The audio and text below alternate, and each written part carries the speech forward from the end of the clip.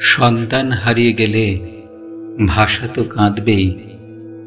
ভাষা যে মা, ভাষার মুখে মায়ের মুখ, ভাষার চোখে মায়ের চোখ, ভাষার বুকে মায়ের স্পন্দন। সেবার যখন রবীন্দ্রনাথ হারিয়ে গেলেন, সেদিন ভাষা কেঁদেছিল অবিশ্রান্ত।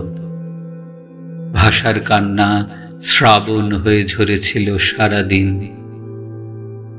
যে দিনগুলিতে অমৃতলোকে যাত্রা করেছিলেন নজরুল, জীবনানন্দ, শঙ্খ, সুনীল, সেই সব দিনগুলিতে ভাষার চোখে ছিল ব্যথার বরিশন। যে দিনগুলিতে ইহজীবনের মায়া ত্যাগ করেছিলেন পার্থ, গৌরী, সন্ধ্যা, শ্যামল, হেমন্ত, মান্না, সেই সব দিনগুলোতেও ভাষার চোখে ছিল অঝোর ক্রন্দনধারা।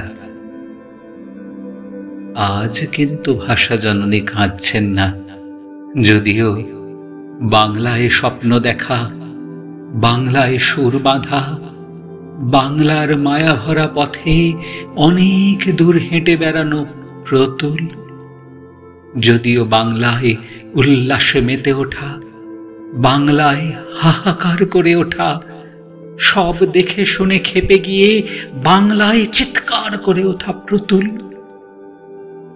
মায়ের বুক খালি করে রওনা দিয়েছেন স্বর্গভূমির পথে। বাংলা ছিল তার দৃপ্ত স্লোগান, ক্ষিপ্ত তীরধনুক। বাংলা ছিল তার তৃষ্ণার জল, তৃপ্ত শেষ চুমুক। বাংলা ছিল তার জীবনানন্দ, তার প্রাণের সুখ। সেই বাংলা অন্তঃপ্রাণ সন্তানের ঘুমন্ত মুখের দিকে তাকিয়ে ভাষার মনে পড়ছে সন্তানের কথাগুলি।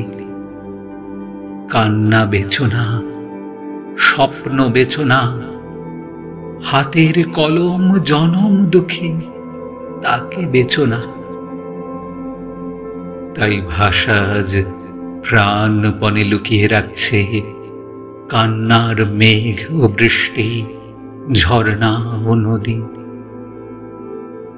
কারণ লোভের ও লাভের দুনিয়ায় কান্নাও যে বিক্রয়যোগ্য পণ্য,